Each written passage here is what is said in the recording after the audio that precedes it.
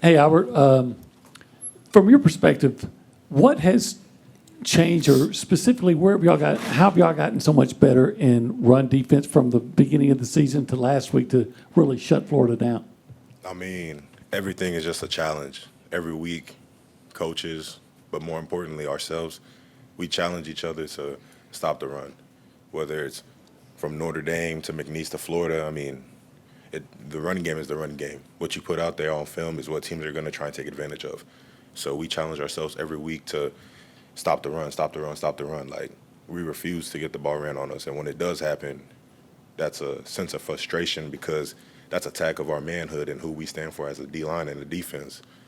And what you've seen Saturday was us just stopping the run. All the hard work we put in Monday through Friday, Sunday, every day of the week, that was just a testament to who we are.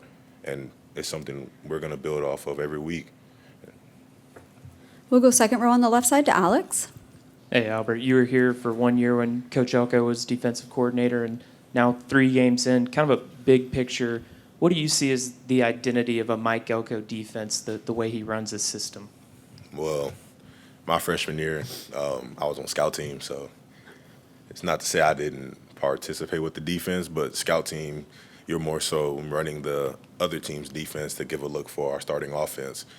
So I didn't have much with the defense during season, but from fall camp, I will say he's very detailed in what he wants to do and how he wants it done. And he asks for nothing but our 100% effort. And it's a disrespectful thing when you cut him short, because then you're not making yourself any better and you're hurting him and you're hurting yourself. So it's a part of his identity. He just wants us to be our best. And for us to be our best, we have to do things that aren't usually done very often. And that's not saying as we were as a program before, that's just saying in human nature in general. We'll go back behind the lights on the right side to Ben. Hey, Albert. Just a couple questions on Cassius. I guess first off, obviously this week, what's it been like kind of seeing him get ready for this and approaching playing his former team? And then just what has he been able to add to y'all's defense and pass rush in particular? Cash, that's my dog. That dude, he funny. He top five funniest dudes on this team without a doubt. But he's excited. But to him, it's still just another game, another team in our way, and what we're trying to achieve. No disrespect to what they have going on. Good team.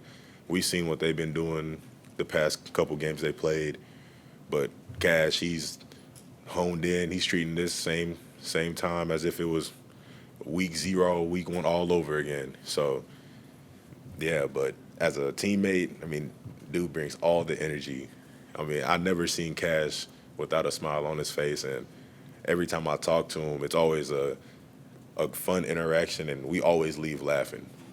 We'll go front row on the right side to Brent and then Travis. Top 5 list seems like a pretty long list, really. Is he like number 5 maybe? Or? Nah. I asked Coach Elko about this earlier. So the games seem longer, because of the commercial breaks and, they're paying all the bills and all those things. Do the players notice those things? And I'm not talking about the lightning delay or weather delays. I'm just talking about the games themselves with all the breaks. Do y'all notice that, or is that a good thing, bad thing, or indifferent? I mean,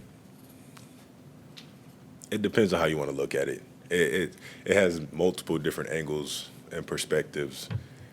It could be a good thing, like, say you had a long drive, you need a breather, or if you need to slow down, like, we notice the TV timeouts. I mean, you see a dude with a big old sign and a red, bright shirt standing there. I mean, it's hard to miss him, you know what I'm saying? So we're always aware of it, but it doesn't really make a huge difference. It's just like, okay, TV timeout, we got X amount of time to just go over these couple details. Like, it's never really nothing too major. We'll stay on that front row to Travis. Not sure how much you've gotten to interact with him, but what has EJ brought to the locker room and the team from your perspective? From the interactions I have had with him, it's been nothing but pure, like, just blessed, like, conversations. I mean, great dudes. You can see he has pure intentions, not, like, kind soul. I never met someone as pure as EJ. I mean, we all have our mistakes and things, but from the time I first met EJ till now, I never once seen him do the wrong thing. He's always where he needs to be. You never hear him complain about something or making a huge scene out of anything, or coach is saying something about him, he shows up, handles his business as a man does, and goes home. We'll go back behind the lights to TV row on the left side to Tyler and then Donna. Yeah, Albert, what do you think of Marcel's performance on Saturday and going against him at practice? Just kind of what kind of player is he? It was exciting to see him finally do it to someone else that's not us. I will say that. We dealt with that for Lord knows how long. I can't tell you the amount of times I've seen him do that to our defense. So finally seeing him do it to someone else, I mean, we knew he could do it, don't get it wrong. But when you see it against someone else that's not one of your own teammates, I mean, that's a different type of joy. But I always knew Marcel could do it. And I was excited for him. I wasn't nervous. I know he wasn't. He kept his cool. He didn't let the crowd get to him, none of that. I mean, it's like EJ said earlier, Marcel was already doing this all off season, and he finally got to put it on display. And I'm just happy for him, and it was a blessed moment to share this victory with him. We'll stay on TV row on the left side to Donna. Albert, what's it been like working with Coach Spencer, and has he lived up to the name Coach Chaos? Oh my gosh, yes. He has lived up to it and has exceeded that name. I love Coach Spencer, though. I mean, he brings that energy, that juice. You don't get the name Coach Chaos for no reason. But, I mean, it's all pure, intentional. He knows what he's doing. I mean, we got a great staff, especially in the D-line room. But, it's a blessing working with him. We'll go second row on the right side to Carter. Albert, Mike Elkos was talking about the effort and the strain from you guys against Florida is the best he's seen so far this season. I'm wondering why you think that might be and how much of a difference you think that made in that game. It's all practice habits. I mean, what you do in practice, what shows up in the game. And all week, as a D-line, before we start anything, we always tell each other, let's be great today. Obviously, as a human, you'll never be great. There was only one man that was perfect, and that was Jesus Christ. But if you chase greatness, eventually you will catch up to it. And as soon as you catch up to it, there's always another level you can go to. So we tell each other every day, let's just be great. 1%, let's just keep getting better. And when you stack those, eventually it all adds up together. We'll go front row on the left side to Cease and then Mark. You've been part of a few road losses, so what was different about this game? What was different? We just wanted it. It's exhausting losing on the road and then having to fly back body in pain with a loss. I'd rather fly back body in pain with a win because you don't worry about the pain so much. But with the loss, it hurts more because then there's moments where you could have changed the game, or if we would have collectively done this different. It was frustrating all the seasons before losing on the road. But Saturday, we wanted to send a message out for ourselves, not to the world, not to anyone. We cared about ourselves, and we wanted to prove that what Coach Elko brought in 8 months ago was the new culture and standard of what we were going to be as a team. So it was just a testament to ourselves that we could go out there and win on the road.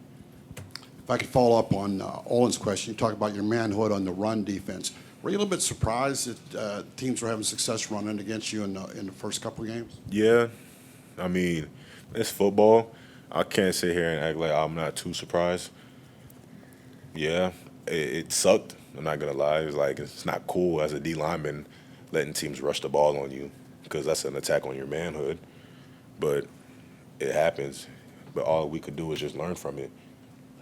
We'll stay on that front row to Mark. All right, this is going to play off Olin and Cease. To go out there Saturday, it's raining, it's miserable. You know they're going to run. You stop them by and large. Is that about as good as it gets for a defensive lineman? It always gets better. It's always better. But from that game, yeah, I mean, we knew it was going to be a challenge. We knew they were going to try and run the ball. The past 2 games, people ran the ball on us, so we knew, hey, they're going to try and do the same thing, and it's SEC play. And one thing we all know about SEC play, it's run the ball and big shots. That's all we see in this. So I was like, hey, let's get gritty. Let's get after it. And it's raining, too.